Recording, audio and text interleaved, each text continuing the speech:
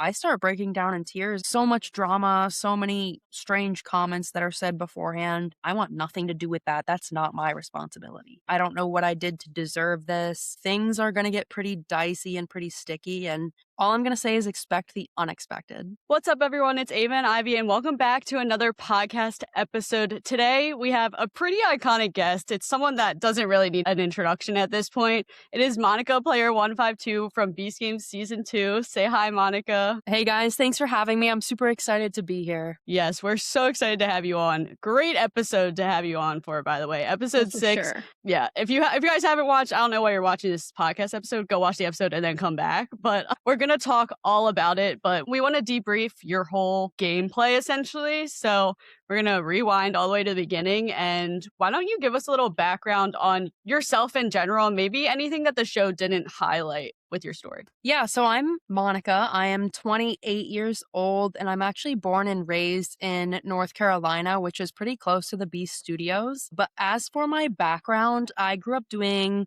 a lot of different sports. I was a multi-sport athlete, and the sport I did for the longest was gymnastics. I actually competed competitively for 12 years doing gymnastics. I ended up transferring to a junior Olympic diving team. I did tower diving for a while, transitioned after diving and gymnastics to a world cheerleading team. And then in between, I also did a little bit of varsity tennis, varsity lacrosse. And then I had a couple sports like dabbled in there just for fun, like wakeboarding, rock climbing. I did a little bit of ballet, softball, soccer. So I feel like I'm pretty well-rounded in like the athletic sense, but I love to say that I'm good at a lot of things, but great at nothing. That's so funny.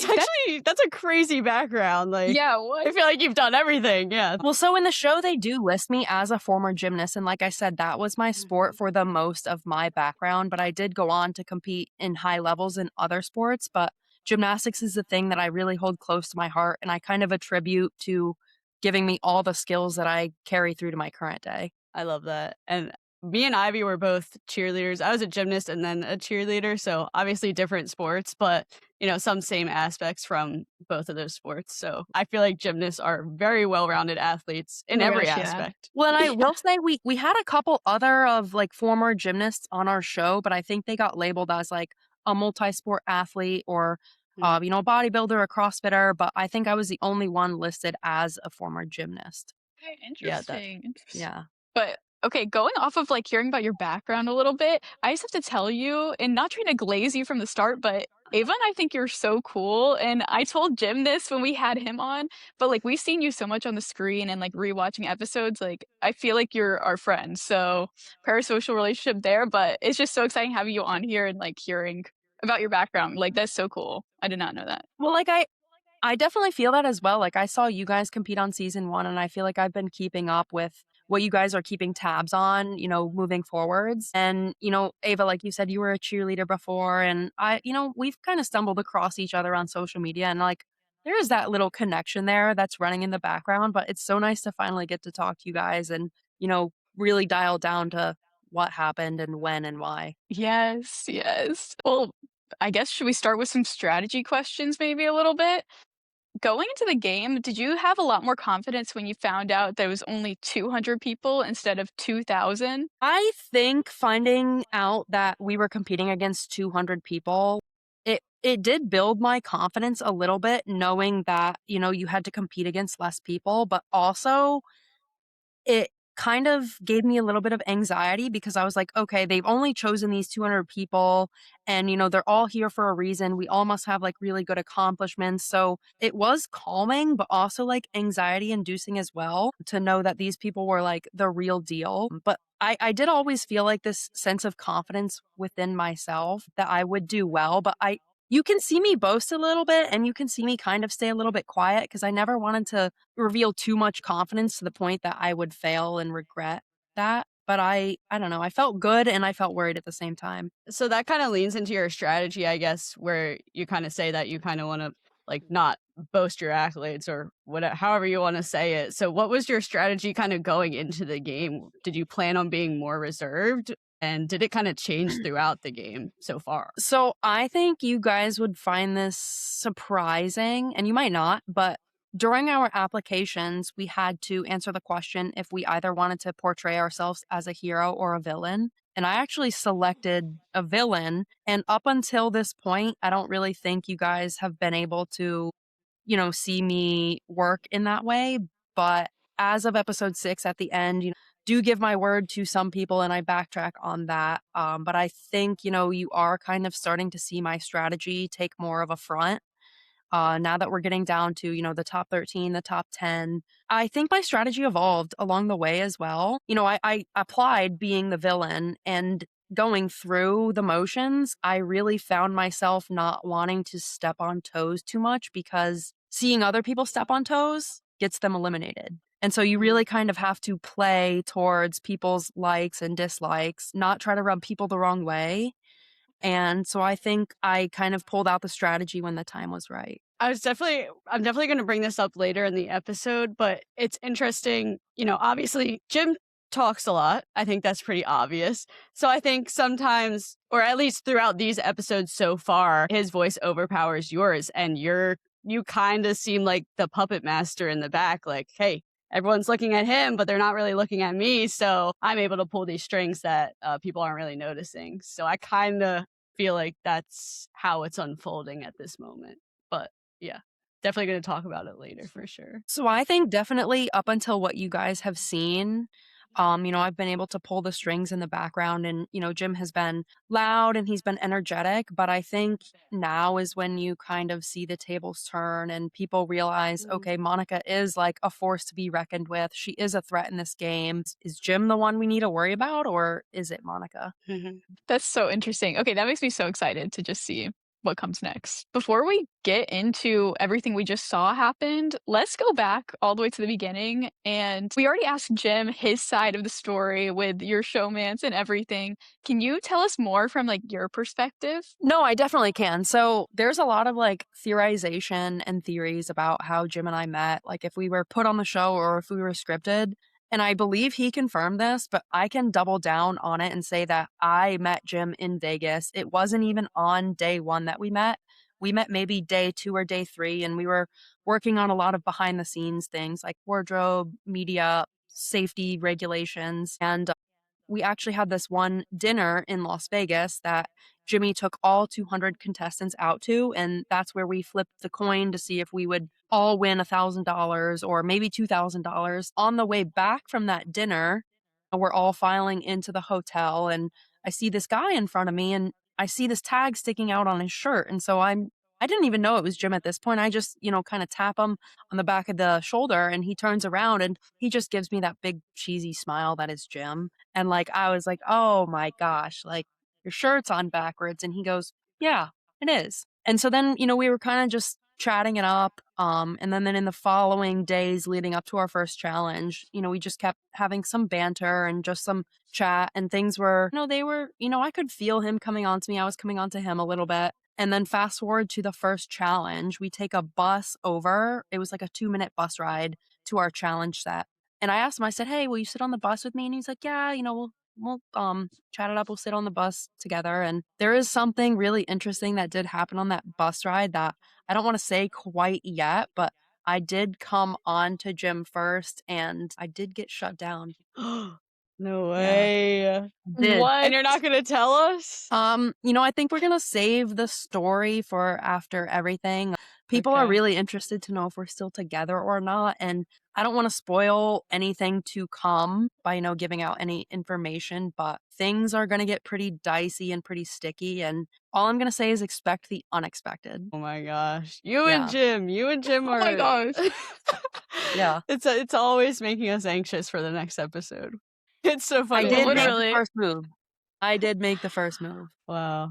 There you have it. Yeah, there you go. I mean, that story like lined up pretty identical to what Jim said when he was on the Yeah. podcast too. So that's super. I mean, juicy to know. we had a couple of contestants and even members of production come up to us during filming and ask like, I can't help but like, I need to know, is this real? Is this fake? And we were like, we met here. Like whatever you see is what we're going through right now. I mean, we're living what you're seeing.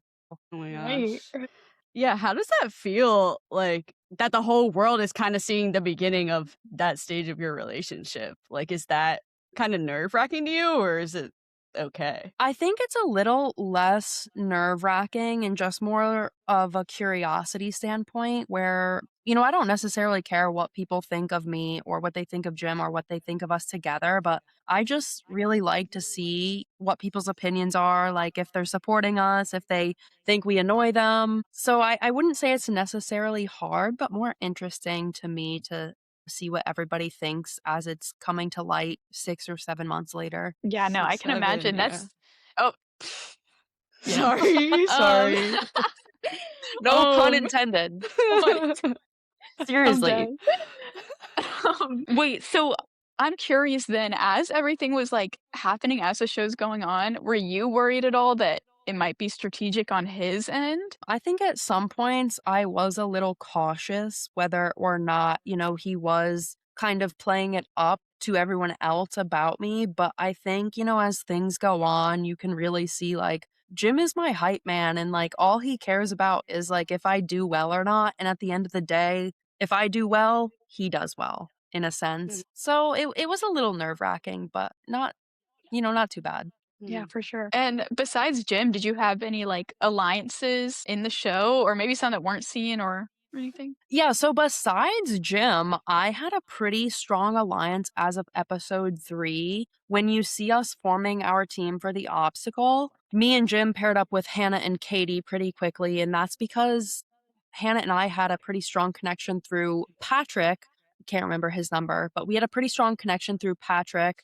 And we had kind of agreed to an alliance through him. And so unfortunately, Patrick went home in episode 2, but by the time episode 3 rolled around and it was time to pick teams, me and Hannah locked eyes and we were like, hey, we have this common person we trust. We could do well together. And Hannah brought along Katie with a K, and I hadn't known her up until that point on the obstacle. But if you flash back, Jim falls and Katie actually wins the team race for us. So it was really, Katie who kind of clutched that and pushed through for us. So I will say Hannah and Katie, we were sticking with super close and JC as well.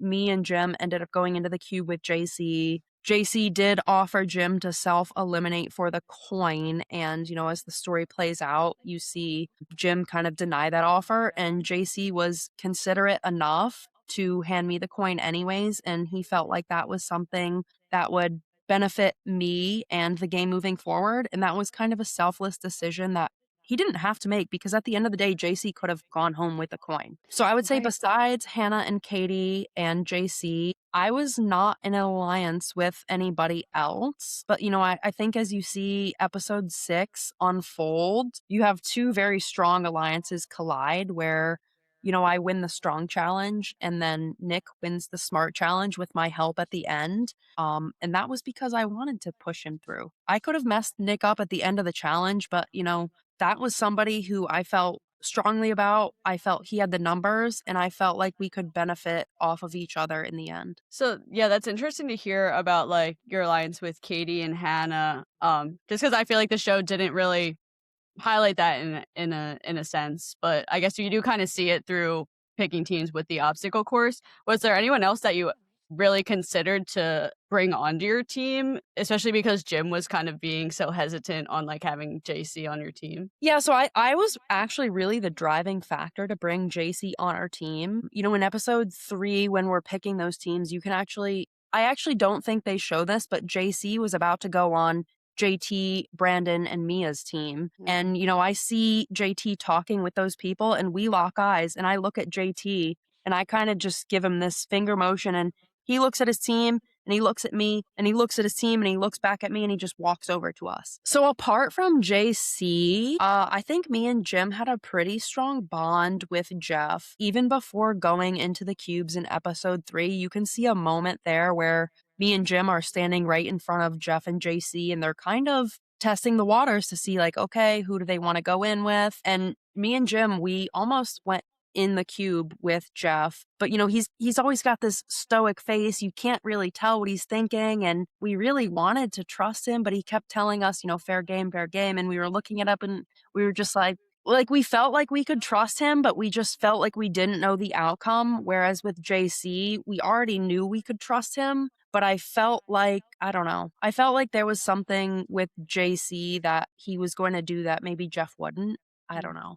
Maybe that's wrong of me Interesting. to think, but, I mean, you never know until you know, and we weren't able to experience both sides. Up until that moment, there wasn't really anybody else that we wanted to stick with necessarily. Right, no, that makes sense. I mean, I feel like that's good logic, you could trust JC already at that point versus you don't know really what Jeff is planning. I wanna go back a little bit to your alliance with Hannah real quick to talk about the bribe. Did you have complete confidence in her, or were you worried she might take it? Or did you even wanna go up there to maybe be the captain? So that's a really interesting question, but to answer it, I did have complete faith in Hannah. I think Jim might have mentioned something along these lines, but Hannah is the most empathetic person that we've had on the season. She probably doesn't even want to squash a fly. She is, that thoughtful of other people and, other beings. But to that point, I think while we were deciding who was going to go up for captain, Hannah was a little hesitative, but Katie with a K, she was pushing Hannah, I trust Hannah. She's got us, she's got our backs. And I definitely believed in Hannah the whole time. She was actually the only person in our group who didn't make the run on the obstacle course. So we wanted to give her her moment. But as well, I had actually gone through the city saying this for like the past 2 weeks. I said, the smartest thing you could ever do is to have Jim and I on your team, because if we go up for a captain's bribe, you could throw it up to $5 million or $10 million. And as long as you throw me up there and Jim is on your team, you're not going home, even if it's for $10 million. So, I mean, I think JC and Hannah actually wanted to throw me up there, but I had full trust in Hannah. I knew that she was going to be a good person for our team, a great captain for our team. And because she didn't get the chance on the obstacle, we wanted to throw her up there, and she did amazing for us. Yeah, and I was gonna follow up with this question, but you kind of just answered it. I mean, if you were up there, would you have taken the million? Or maybe if you were up there with a different team and Jim wasn't on your team, would you take the $1 million bribe?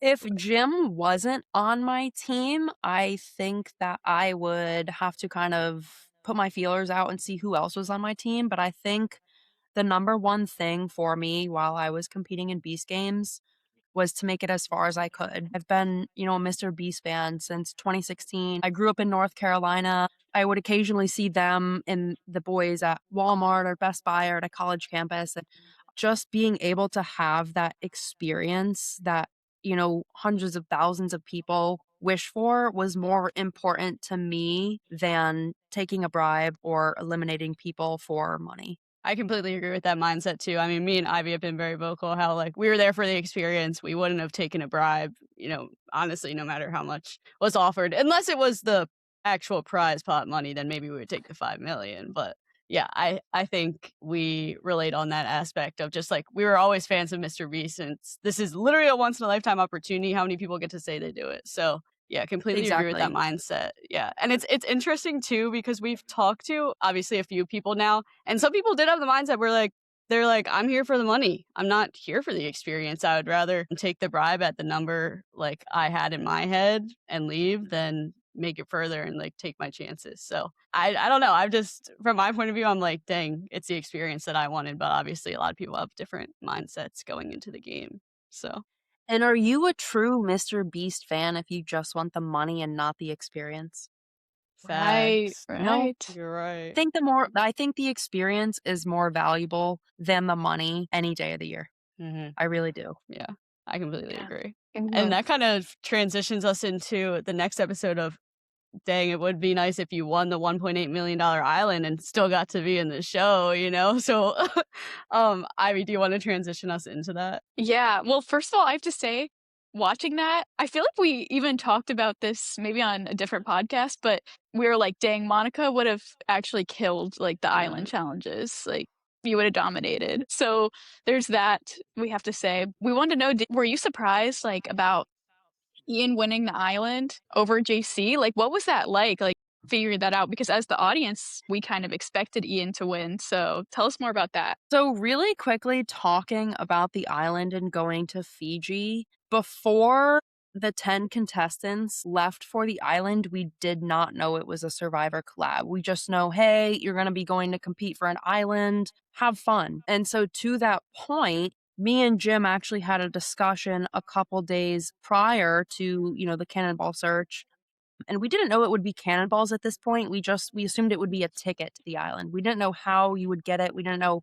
what you would have to do. But it was in that moment when I kind of decided, hey, if one of us gets the chance to go to the island and the other person doesn't make it, is it really worth it to split up? And I came to the decision that it wasn't worth it to split up because we didn't know how long the people on the island would be gone. We didn't know what they would be doing. We thought, alliances would crumble. We thought people would get into arguments.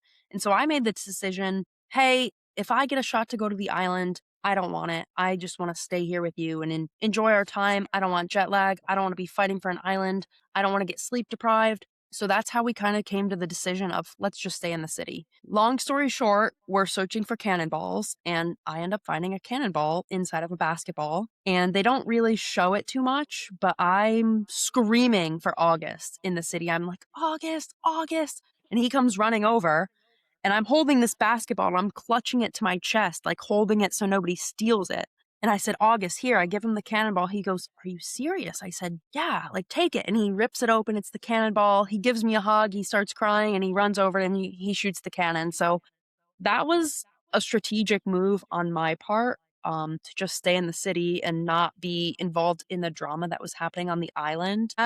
As you guys can see, though, the competition takes place on the island. We see it is a Survivor collab. We see the two teams, the yellow and pink, are pitted against each other. And then we see Ian and JC go up for the vote because they won the poll hang. And in the city, every single person told me there that I would have won that poll hang and won the vote for the island. And I'm still glad I didn't go. Because if I had won the island and gone into the cubes, I would feel some sort of, sense that I need to self-sacrifice. And like I said, my goal is to make it as far as possible and to not take a bribe and leave early. Yeah, that's awesome to hear from your point of view and like perspective on that. Cause we did talk to Jim about like how it was partially a strategic move, but Jim made it more sound like, it was just on him because he's like, I forget exactly what he said. Do you remember, Ivy? I don't know. He was. Oh, wait, didn't he say that? I think he said something about he had a theory too. I don't know. Yeah, I I don't know. forget. So Jim and I thought the island would be a little more strategic and, people would be fighting, they'd be getting upset at one another, there would be a division, and that necessarily wasn't the case. People on the island kind of stuck together more and more. And to that point, I wanted JC to win the island, but in my heart, I believed Ian was going to win. And I don't think they actually show it in the show, but I had multiple confessionals saying, I think Ian's going to win. There's a couple clips of me saying, Ian, you're a villain, you're a villain. And that's just a heat of the moment. There's a lot of emotion running high. And I did go up to him after that challenge and I let him know personally, hey, like, I don't think you're a villain. Emotions were just running high. I think you're a good guy. But, I'm sorry that, I did say that so publicly. And I thought Ian was going to win, but I wanted JC to win. And sorry, kind of going back to when you found the cannonball, why did you want to give it to August? Like, was there a reason behind that? So prior to me giving August the cannonball, there had been no prior discussions between him and I. You can kind of see the alliance of Nick, August, Tyler, Katie, and Jack, and then the alliance of Jim, myself, Katie, Hannah, and JC. But like I said, that conversation about wanting to go to the island happened off camera. And I kind of decided to, stick with Jim. And so while this conversation was happening off camera, I actually was going around to some of the people who I hadn't talked to. And August was the first person I walked up to. And we started talking. I said, hey, August, do you want to go to the island? And he was like, I really want to go. Do you? And I was like, not really. If I get a spot to go, do you want it? And he goes, yeah. I said, okay, fine. And so then I had a couple of other conversations, I think, with Briley, with Katie with a C, maybe with Jack, maybe with a couple other people. And I was like, sorry, guys, if I find more than one cannonball, you're next in the queue. But, it was extremely random that I had that conversation with August, and I just didn't care that much to go, and he was like, "Absolutely," and he was the first person I agreed to, so I just gave it to him. Was Okay. it strategic? Maybe not in the best sense, but that's what happened. Okay. Yeah, I was just curious because I feel like we don't really see you and August interact that much in the show, from what I remember at least. But I guess that kind of brings us to the cubes and regarding alliances. When you decided to go in with Jim, were you nervous to go in with him? Like knowing that people would be looking at you like, oh, I don't want to go in with the couple. Like, how was that moment? So I was super nervous to go in the cube with Jim, but I think one thing that the audience doesn't realize is that after episode 2, Jim and I had split up to play separate games. So I went into the balance game and he went into the bluff game, and we didn't know if either one of us was going to make it through. And so after we both make it to I think it's the top 50, and we come back to the city and we realized both of us had made it through, we actually made a pact together to never split up again. And it didn't matter if the cubes were going to be, two-person to a cube. We had kind of made this agreement that, whatever happens, we're not splitting up again. And we don't care how it turns out. But it really made me nervous. I didn't know how things would turn out. And then lo and behold, Jim actually brings this idea to JC and says, JC, we're not playing a game with Monika. We're letting her go through. And it's just you and me. And me and JC were close enough that he actually wanted what was best for me and to push me through. And so he, without any sort of disagreement, said, yes, I'm in. Monika is safe and it's me and you. Wow. What was your reaction to that? I started crying. And, I don't think they really show this until a flashback within our cube. We handcuff each other, and that's kind of when they make the proposal of, hey, Monika's safe. She gets a fast pass. She doesn't have to play this game. And so I was just worried the whole time. I was like, is it JC with the coin? Is it Jim, who, we just got married in the last episode? And so either way it worked out. I couldn't be mad about, but there was obviously one way that I was hoping for, just because I don't know, I don't want my guy to leave. I can't believe we even talked about the wedding. Wait, that's crazy. Do you want to tell us anything, like, because we didn't see it in the show? Do you have anything about that you want the audience to know, or like you want to talk about? So there's one thing I would love the audience to know about the wedding, and that is the wedding happened in episode 4 while everybody was in Fiji. I've got some people saying, oh, you've spoiled this, you've spoiled that, we haven't seen this yet. The wedding will never be shown in an episode. It was only shown quickly in the BTS with John Yushai. It's not a main storyline of the show. It's a side plot that we did for fun. It doesn't have anything to do with who goes home, who stays. It was, just something to keep everybody busy while 10 people were fighting for an island in Fiji. Dude, yeah, I saw those theories online and I'm like, oh, clearly you don't watch the behind the scenes because Right. you know what happened. And Yeah, fake fans. just to let everybody know, it wasn't 2 weeks, it was 4 weeks. It was 4 weeks. Okay? I known Jim for 4 weeks and then we got married. Yes, set the record straight. There we go. Yeah. It's not any better, but it was 4, not 2. But I mean, I feel like the thing is, we've talked about this so much on our podcast, like the experience of Beast Games and like being without your phone and only having each other is such a unique experience that most people will never experience, and the trauma bonding of all the stress you're under.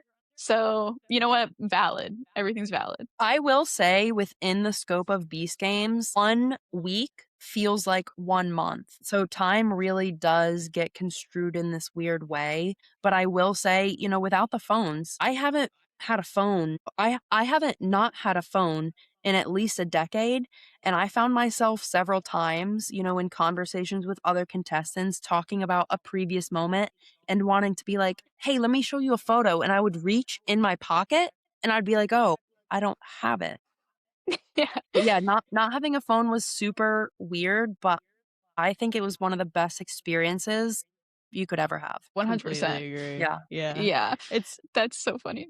me and Ivy got eliminated like pretty much same exact time. And when we got out, we were in for about a month. And it felt weird holding your phone after for so long. Like that was crazy. And then to have all the notifications coming from a month, like that was Yeah. unreal. The first time I got my phone back, I looked at it and I think I just shut it off and, like, put it in my bag. I said, "I can't deal with this." Oh my I god, I yeah, it was so overwhelming. That's so Mm, yeah. overwhelming. And that's so yeah. funny about you reaching your pocket. Like, I just have to tell you, there was one moment in season 1 where I reached in my pocket to grab my phone, and I had a Feastables in there. I, like, pulled it out. I was like, "Oh, that's not my phone. It's not my phone." Yeah. No, I mean, that's how it goes, like, you have this muscle memory, and then when it's gone, it's gone. Yeah, Yeah. it's crazy. Yeah. Definitely a unique experience. Yeah. Honestly, so refreshing though. Like I actually can have like form my own thoughts, like it's just phones are such a distraction. So it is crazy. Like I feel like I had revelations in Beast games. Yeah, My no, whole life literally. changed. Yeah. So yeah. Yeah, wait, this is kinda going or just going along what Ava just said. Do you feel like there was any moments like that just on your season where I don't know, I feel like our cast got so deep and had so many just, like, deep conversations all the time without our phones because 'cause you're really just I don't know, there's no other distractions there. So I will say I do feel that way, especially during the Survivor collab episode when we had the top 20 and 10 of them are gone competing in Fiji, and then 10 of us are staying on the island. And I will say that episode aired over the period of 8 days. So, they make it look like 2 or 3 days. It was actually a stretch of 8 days where they got in the Hummer limo, they drove away, they got on a plane, another plane, and they go and they compete and they come back and they have a couple rest days. But during that time in the city, those 10 people got super close and super deep. And there were a couple of group conversations that did occur where, people opened up where they hadn't previously. But I spent a lot of time with Jim in that week, and I will say we probably had some of the most deep conversations of our entire experience during that show, and I think the week that I gave up to go to Fiji in order to stay in the city was some of the most important and crucial time that we actually had to deepen our bond and, develop a little more of a plan and strategy of what was to come next if X, Y, or Z happened. No, yeah, that makes sense. Like, I can only imagine, like, that kind of time without any distractions and, like, you get to relax too, you don't have to compete while everybody else is gone, so that must be really nice. And that was part of the theory, we knew everybody else, they were flying, they were taking multiple flights, they're waking up early, they're going to bed late, maybe they're dealing with we didn't know what their food schedule was like, we didn't know if they were on Survivor meal schedule, we didn't know if they're honestly getting eaten up by bugs on the island, and so, like, I just wanted nothing to do with it. Like I said, even if I won, I wouldn't have made it further, so I'm glad I kind of just stayed back and let the drama pan out on the island as it did. No, I definitely get that. So yeah, kind of wrapping back into the cubes and talking about you and Jim had this whole week to develop your bond. You go on the cube with JC. Did you have a feeling going in that they would keep you safe? Or was that like kind of a surprise to you when they like made that announcement? I had absolutely no inclination to believe that Jim or JC was going to propose this plan to keep me safe. It was a complete surprise to me. And I don't really think they do my reaction justice because I really started breaking down in tears and I started saying, I don't know what I did to deserve this. I called Jim and JC my two guardian angels. And I kept saying to myself, I didn't know what I did to deserve two men like this giving up their shot at $5 million to push somebody that they've known for a few weeks through. So that made me really emotional for sure. I had no idea. Yeah. I mean, and that obviously speaks to your character and who you are. Well, there was one moment very early on that I had with Jim, and it was probably within the first week or two of filming, before we even filmed episode 2.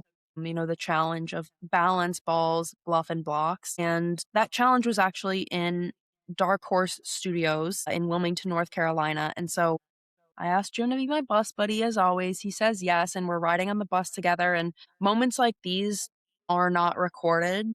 You don't capture the audio on, trips like these. But in the 2-hour bus ride, I was sitting next to Jim. I, look over and I tell him, I said, Jim, all you need to do is stick by my side and I will fix every single problem in your life and in the games too. And he looked at me and he was like, all right, I will.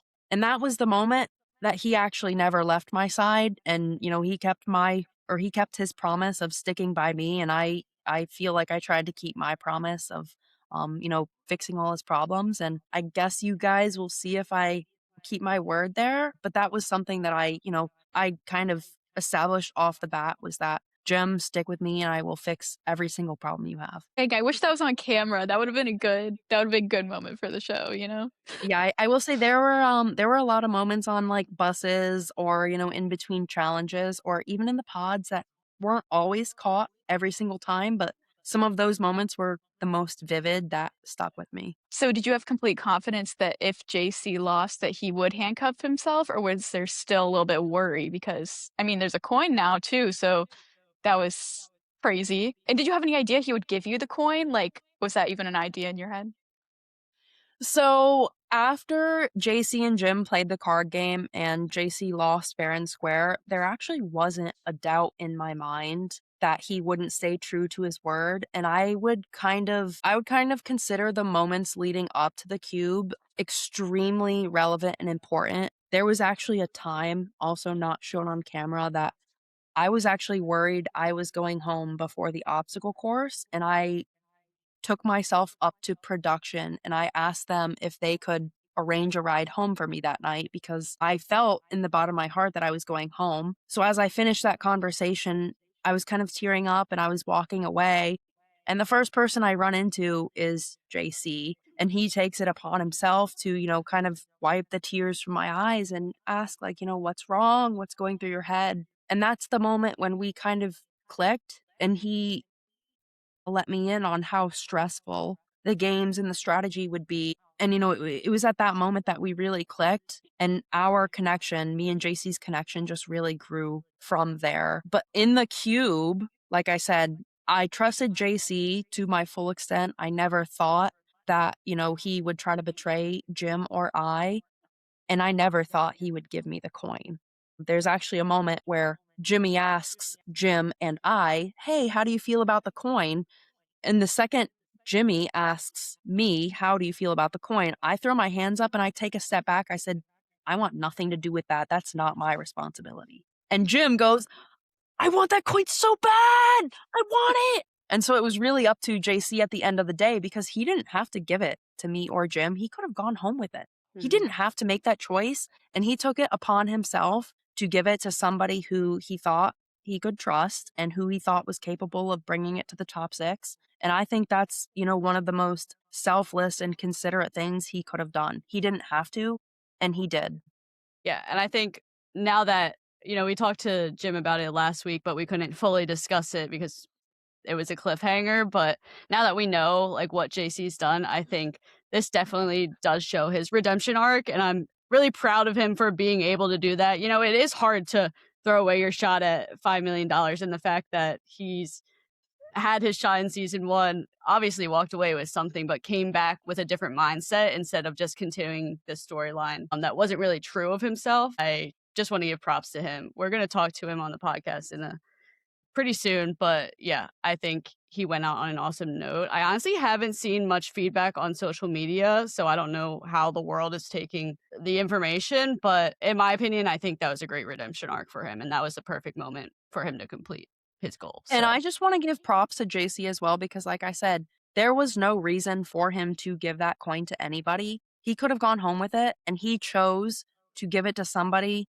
that he thought would make it to the top six and would flip it and has the best chance of doing so. But there are a couple times while during episode 3 and episode 4 while we're relationship building, and I specifically tell JC, stick with us and we will give you redemption as long as you give us your trust. And JC did give us his trust, and I think we did the best at giving some sort of shot of redemption as we could. I mean, JC himself played a huge part in that. He didn't have to give the coin away, and he did because he wanted to. He didn't mhm. have to do that. He could have gone home with it and, had himself a day, but he wanted to do something good for others and pass that along. And I really respect him for that. Yeah, I Yeah. completely agree. That was such a cool moment to see, and just like, I don't know, he deserves all the positive feedback from that moment. That was just so special to And watch I that. think it's really tough to rewrite a narrative. I think it's really tough to rewrite a narrative, especially when hundreds of thousands or millions of people view you in a specific way, and maybe that's not the full truth. And you get painted or portrayed as a certain way, but I think the way that JC acted in season 2, and he really stood for the people who trusted him, and I think that is very characteristic of who he actually is. And he's not out to hurt people, he's not out to steal from people, he's not out to send other people home. He's out to do what's best for them, and I think other people are as well. I like that he also got to have the moment of, like, talking to everyone still remaining in the game when he was handcuffed in the cube, and I love how they included that in the episode so the audience could see how he addressed everyone, and he wanted everyone that was still in the game to have the best chance at winning and winning that 10,000,000, so, yeah, just an awesome moment from JC regarding Well, the and I coin and will his say exit. something unseen is that after JC gave me the coin inside of our cube, I had the decision to share with the rest of the group that he gave me the coin or not. Oh, And I only really had about 60 seconds to make that decision, so I didn't wow. sit on it for a long time. But at the base of my story, or at the base of my decision, I didn't want people to be upset at Jim or I for eliminating JC and the chance at $10 million. I thought, people would be upset or hurt about that. So I decided to tell them, just so you know, JC gave me the coin and he didn't have to. And you can see, a couple people are pressed about the fact, like, did you save the coin? Like, what about the 10 million? So whether that was the right decision or not, I do stand by it. And as much as this episode gives controversy, I wanted to at least be honest with the group at that point. Mhm. So when you had the coin in your hands and decided to tell them, I'm assuming were you more nervous or, like, more excited that you held that power, and do you feel like people flocked to you afterward because you had the coin? How was that? I felt way more nervous. I never wanted to touch that coin. I didn't really want to hold it. I did not want that coin as my responsibility. I'm not sure if it's easy to tell, but a couple people definitely started flocking to me after I had the coin. They were really excited about the prize pool being doubled, and I didn't want to take that shot away from anybody, but I could definitely feel the pressure. Do you think at all that, like, the girls' alliance was kind of formed because you had this new, like, advantage in a way? 100% absolutely yes. The Girls Alliance was never a thing before I had the coin. Mm, yeah, Interesting, that's okay. I feel like we Yes. kinda could pick up on that, like, just from watching the episode, because it's just so random, and I get it, you're at, like, top 10 or top 13 or whatever, but I don't know. I feel like as a player, as a strategic person like you are, you would pick up on that pretty easily, and obviously you did. Yeah, and during episode 6, you kind of see me talking with all of the girls, and that's when they pitched the idea of, all right, let's make it even, 5 guys, 5 girls. And I don't know if you could really tell by my demeanor, but I was kind of just like nodding and going along with it, like, yeah, sure, that sounds good. Yeah, eats a jelly bean. And so immediately after that, is that when you went to other people and you were like, "Girl Alliance is Yeah. not a thing," or was there, like, space in between that? It was about 5 minutes afterwards. Okay, right. I immediately ran practically to Jim, right? And Jim stays in pod 4 where all of the strongmen are. 8 of the remaining people are in pod 4. And so, I just always wanted to tell Jim everything. And so I go to talk to him, and not only is it Jim, but there is sitting Tyler Lucas, there's Nick, there's Jack, there's Corey, there's Brett. I mean, there's August, everybody's sitting in there. And I was just like, you won't believe what happened.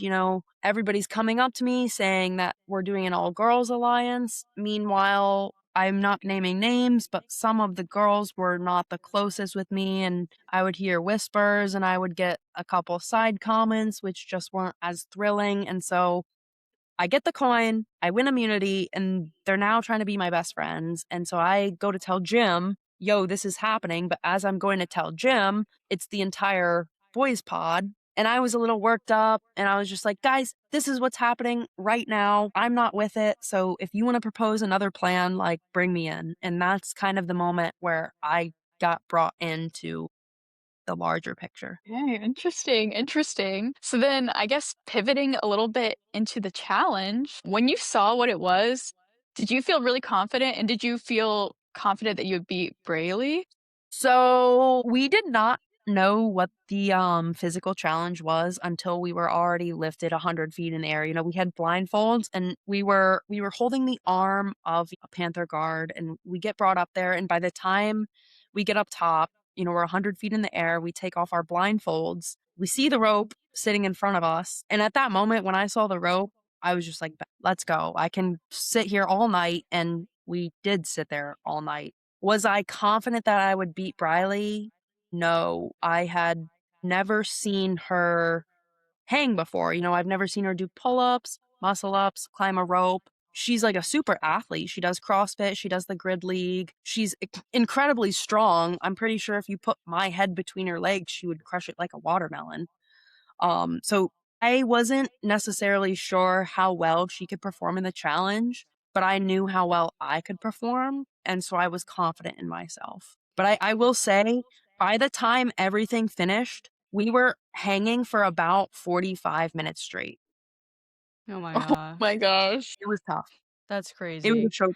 Wow. So what made you obviously we see the moment where you say to Briley, like, I have your back, you can trust me, you're gonna be in top 10. What made you want to say that in that moment? Yeah. So in the moment I started making promises, you know, across the void. At that point, it was kind of just me and Briley hanging up there. And this last round, it lasted for over half an hour. And so, you know, we're sitting there for 10 minutes and we're just completely silent. We're locked in, we're zoned in, we're doing our own thing. And, you know, Jimmy kind of prompts us and says, hey, you know, if you want to talk strategy, now's the time to do it. So that kind of clicks with me in my head. I said, all right, well, I don't wanna be up here all night. What if I start telling her, like, "If you let go, like, I got you. If you let go, you're safe." Like, I mean, I wanted to stop, like, it wasn't comfortable. It was Mm. hard, it was really uncomfortable, and so I was like, "Alright, you know, let me see if I make some promises, if she'll fall easier," and she didn't. She's a super strong competitor, and she ends up saying, like,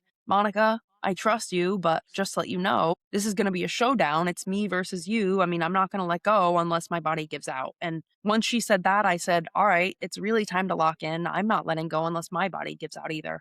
And we had slightly different strategies, but it wasn't until that point of, you know, 10 minutes pass, 20 minutes pass. What can I do up here to like end this sooner? So I'm not necessarily proud of making false promises, but you know, with Jimmy encouraging dialogue and strategy, and me just kind of wanting it to be over, I was like, all right, how can we speed this up?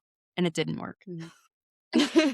Didn't work. That's interesting because I mean, I might be wrong, but I feel like the show made it look like, oh, you said that, and then Briley was like, okay, then I'm gonna drop. And that's why I was Right. confused because I saw Briley's story from today addressing like the scenario, and she said, yeah, like it wasn't like I didn't choose to fall. I fell because of a mistake that I made myself. So that's interesting to hear. And I think Briley was gonna say that she's gonna talk more on why she fell. I think it had to do with adjusting strategy or however, whatever. But yeah, definitely interesting to hear that because the show portrayed it differently, I feel like. So I saw that piece as well, and I think, you know, Riley mentioned that she fell because it was her own fault, not that she was robbed because of me, and I really appreciate her sticking up for me in that sense. She doesn't have to. But I think the regret that she has was an adjustment made on the poll. I think she might have a better strategy as to hang on now that could have beat me. But you know, to that point, I'm not sure. I'm just speculating. I would love to see, you know, I'd love to see what she says. Did you feel like you Yeah. were like close to falling at all towards the end, or were you just like solid? So there was only one moment that I felt like I was close to falling. I didn't think I would slip off the pole, but I was a little worried. You know, you can see me in this like sort of spider monkey stance the whole time. And then near the end, you can see Briley slide to the bottom of her pole. And then very shortly after, I actually start sliding to the bottom of my pole. And I could see Jimmy like, "Oh my gosh, she's sliding. I'm worried." And I could see, you know, people on the ground going, "Oh, she's sliding, she's sliding." But I knew there was this little tiny knot at the bottom. And the second my feet hit that knot, I probably had another 30 minutes in me. It was Mm. just kind of that safety blanket that I needed, and you know what? That was the only time I was worried. I was sliding, I was like, all right, I'm gonna be caught, hopefully," and I was, but that was a little stressful there. Mm. I have like two questions when it comes to like just behind the scenes, like you actually being in it.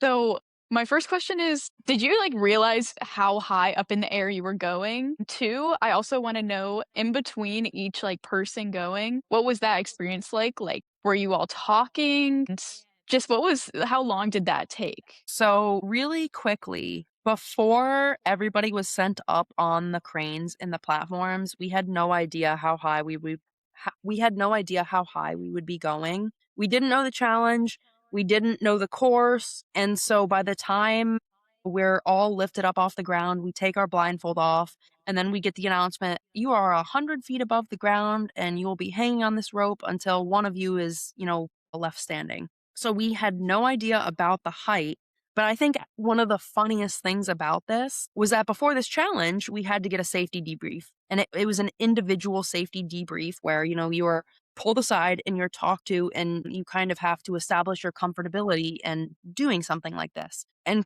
Klitz comes over to me, starts his spiel, and he goes, "All right, Monika, we are going to be going up in the air." And then I interjected. I said, "Klitz, can you make it higher?" And he goes, "All right, I don't have to talk to you."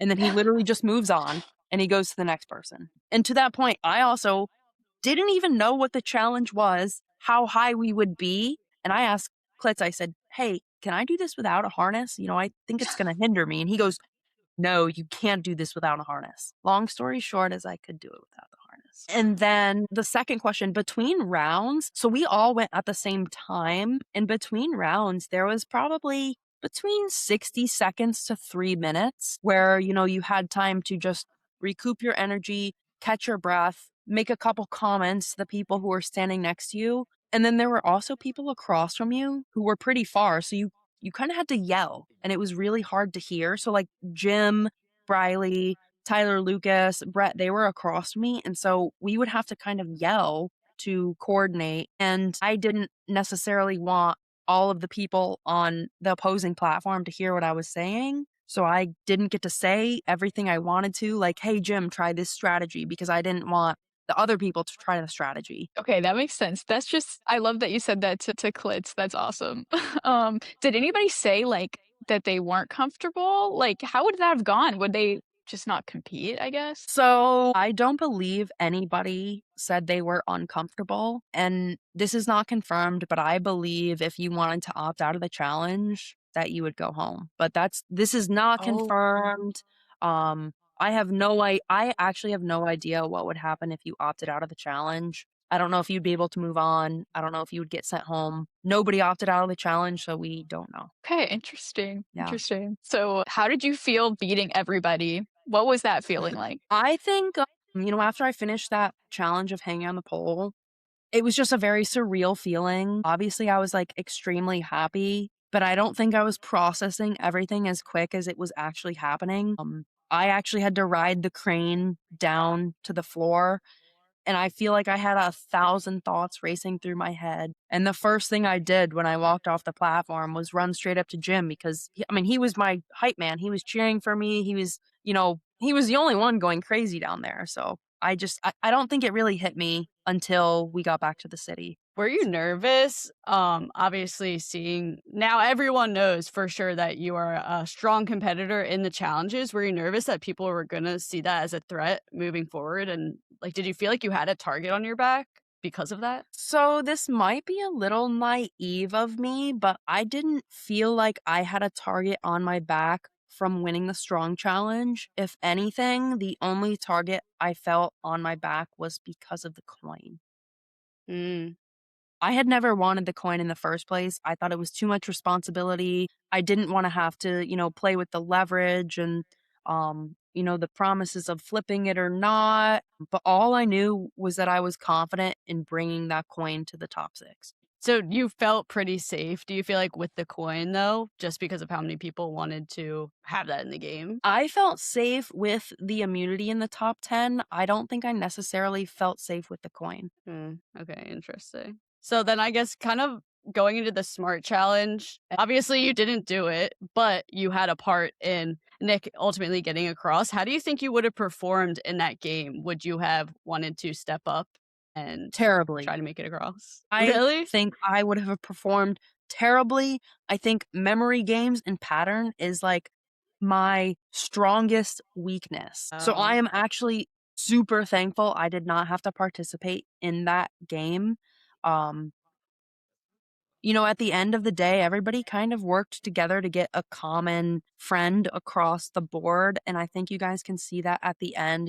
I'm obviously celebrating with the winner. Jim's celebrating with the winner when we get back into the city. It was kind of somebody who the majority was on the same page with agreement. So I also have a line written down that I wanted to quote you on where you said, Jim's always starting drama. Monica's always cleaning it up. Wouldn't have it any other way. And I think that kind of shows the dynamic of your relationship. But I really liked that line because, like I said earlier, it leans into the gameplay of like, Jim is pretty loud. So do you feel like Jim being louder than you benefited your game specifically? I don't think Jim being louder than me benefited my game, but also at the same time, I don't think it necessarily hindered it. I think with the contestants versus the viewers, they experience a different side of things. I think at times within the show, people were annoyed with Jim, but they also, at the end of the day, were super intrigued and entertained by him. And he kind of invoked the most laughs out of anybody. He also, invoked the most smiles out of the group. So at the end of the day, people loved Jim to death. But whether or not that meant they wanted to keep him as a player in the game was a question in my mind. But also, Jim and I have such a super strong bond in the show, and I hadn't necessarily thought of sending my strongest ally home. But, I don't want to say there isn't one or two things where, things don't change and you see something else. But at that point, I was like, what am I doing sending home an ally? 100%. And okay, talking more about, the Nick moment when you're helping him across. So obviously you were happy to help him and get him there. In the edit, we see how it kind of goes. When it was actually happening in real life, were there actively people like telling him to make the wrong decisions and you're kind of just telling him to ignore that? Like what was the environment like actually on set? So, in the environment of the pattern game, I was obviously standing by the finish line while everybody else was having to begin at the start line. And from my point of view, I could only see really the last 4 or 5 rows, and to give you guys some sort of perspective, where I was standing at the end of the pattern versus where everybody else was at the beginning, that was at least 200 yards away. And so I Jeez. couldn't actually hear what everybody else was saying on stage. Oh. All I'm seeing are, hand motions, like things being portrayed. And so I'm just, purely reacting into the camera saying, oh my gosh, I think drama's happening. Like, I don't know what this is about. So I actually couldn't hear anybody on that side of the stage. I just was reacting to what I was watching. Okay, yeah, that's interesting. I wouldn't have guessed that from like what we saw. Yeah.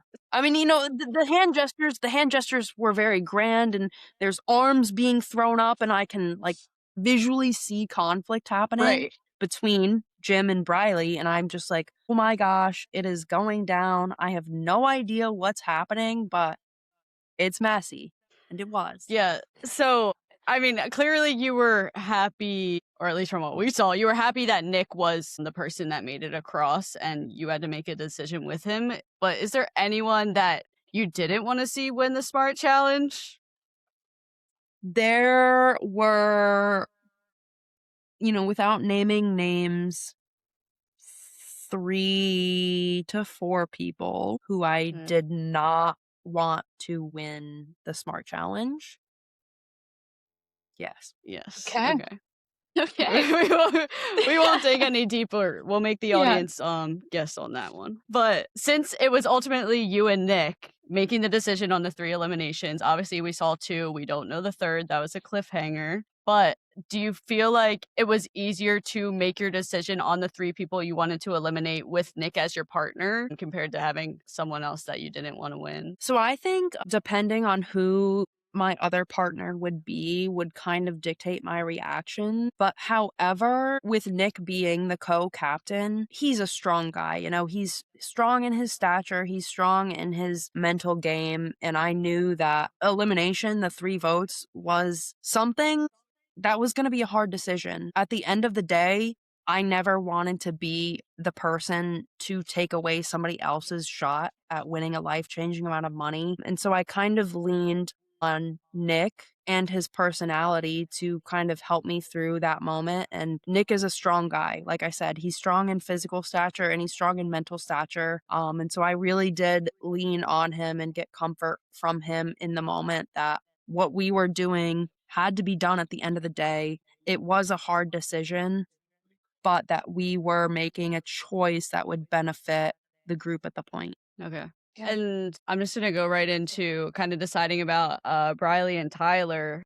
Was there any back and forth when deciding on those two, or was it pretty easy to make that decision just because of where alliances lie at this point in the game? So I will admit there was no back and forth. Alliances kind of lined up where they lined up. People had helped the people they wanted in the past and kind of were gunning for people who they thought were a threat. So I think at the end of the day, between Briley and Tyler, that was kind of a solid deal for us. And it was a tough decision because I had spent the time in Strong Pod with Briley the entire experience, and Nick and the rest of the boys had spent the time with the strong Tyler in the pods. And so it was definitely a difficult decision to make, but there was no real pushback to the decision. I think both Briley and Tyler are great individuals. I said it in the games and I'll say it again that I think everybody, including Briley and Tyler, deserved a spot to be where everybody else was. But at the end of the day, I think those alliances, whether they rode for you or whether they rode against you, really played a role in determining your fate. Yeah, I can completely see how, it's a logical decision on your end, or more so strategic decision on your end. If they're not in your alliance, then they're against you. And that's just how it works in a lot of these competition shows. And they're not against you in real life, they're against you in the game. And game is game.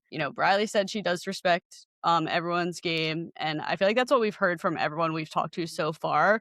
Like, no matter the turmoil that or impact that it's had on people's relationships, they do respect how people played the game. And obviously people play differently. So I don't know. I think it's obviously a very difficult situation for you. Um and it sucks being put in that position. So yeah, that's my 2 cents on that topic. Yeah, I think one of the things up until episode 6 that I've prided myself on is keeping my word to the people I give it to.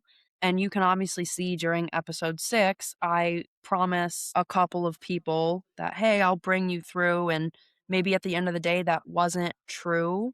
But, I think it comes down to strategy and friendships and who you can see yourself aligning with that will benefit maybe both of you in the game. And I just didn't feel like I had as much of a push with one alliance compared to another. 100%.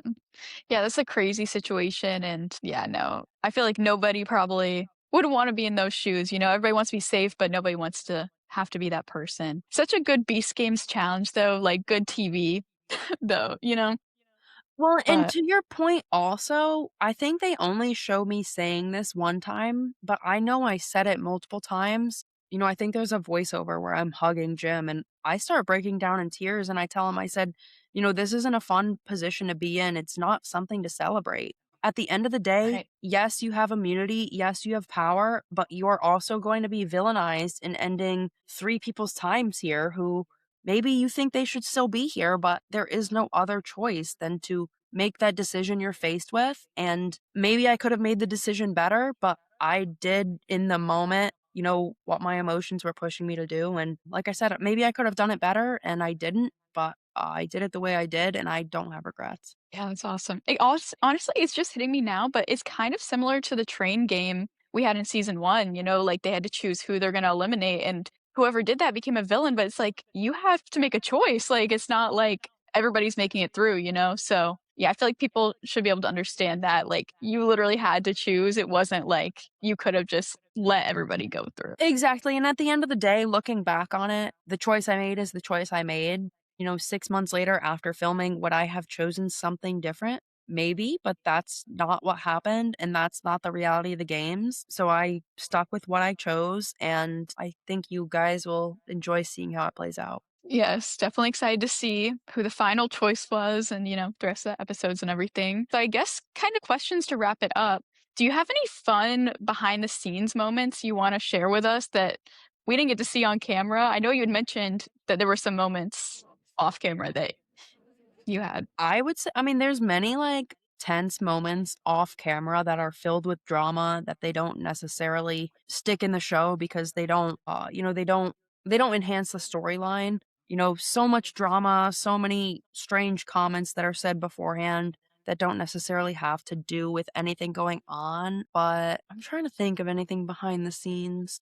I feel like I told you guys, most of the important things where off camera I had the conversation with August about going to the island and giving him my ticket or my cannonball or whatever it would be. We had the wedding. Well, Yeah. we had the wedding. It wasn't shown in the episode, but it was on camera. I Was don't there like think an there's embarrassing moment, maybe from like, or a moment that you remember where you're like, oh, I hope they didn't catch that on camera? Something just like random that happened. Well, there's an embarrassing moment that they caught and they put in this last episode. And I was like, why would you do this? And it's when we're standing up on the crane platforms and I blow a snot rocket because I couldn't blow my nose. Like, I didn't want to wipe it on my arm. And I just like send it off the side. And I was just like, hope you enjoy my boogies. And I'm like talking to like whoever, like the 100 people running down there, like production and crew. And like, I'm not talking about contestants. Right. I don't know Oh, why they God. put that in. I don't know why they put that in. That was so That's embarrassing. so funny. Oh my gosh, yeah. Yeah, I That mean, was like I'm such sure a random moment. right? Like, I'm not trying to like snot on contestants. Like, I just had to, Right. No, discharge it my was nose. very important to the plot. It was very Yes, important. very important to the Like, plot. I don't know. There were definitely some other embarrassing moments that I don't think they necessarily showed. I think they're so embarrassing, I don't even want to talk about them. Fair Valid. enough. Fair Yeah. enough. So I guess, do you have any regrets so far from the game through episodes 1 through 6, obviously? I don't know if you would call them a regret, but there are two things I wish I would have done differently. One involves the elimination hammer, and one involves what you have seen so far with the coin. These aren't necessarily spoilers. They aren't things to see coming, but they're things that maybe I wish I expressed to the group differently or, did in a different way. But, none of my regrets come from moving forward. I think anything that I wish I would have done differently is things you've already seen. Okay. So I guess speaking about moving forward, can you describe the next episode in 3 words without any spoilers? Okay. The first word is emotional. The second word is brutal. The third word is shocking. Emotional, brutal, and shocking is what I would need to Dang. describe the next episode. Wow. If it wasn't already emotional, brutal, and shocking already. Yeah. I hope Yeah. that makes everyone listening excited for that episode, though. Brutal, shocking, and emotional. What about And, happy, without chill? giving any spoilers, everything is going to continue getting more emotional, more brutal, and more shocking. So, Oh, geez. Dang. yeah. Dang. Wow. Everything we've seen is a drop in the bucket. I don't think there's anything that will compare to what is to come. Oh, gosh. Dang. Okay. Okay. Yeah. And obviously, we've all seen them behind the scenes in the preview for next week, but we won't spoil for the audience. But very excited for next week's episode for what's to come. Everyone should go watch the behind the scenes to see the preview. But yeah, I'm really excited to watch that episode play out. So that brings us to, I guess, our final question here, which we ask all of our guests is, what's the best advice you have for future players of Beast Games? Coming from the champ herself of the challenges so far, Monika. I think I have two different pieces of advice. If you want to apply and actually get into a season, I suggest that you create an audition tape that stands out, and you can either showcase your personality or your skill set. That is my biggest piece of advice for people who are applying. Now, my biggest piece of advice for contestants in the game, okay.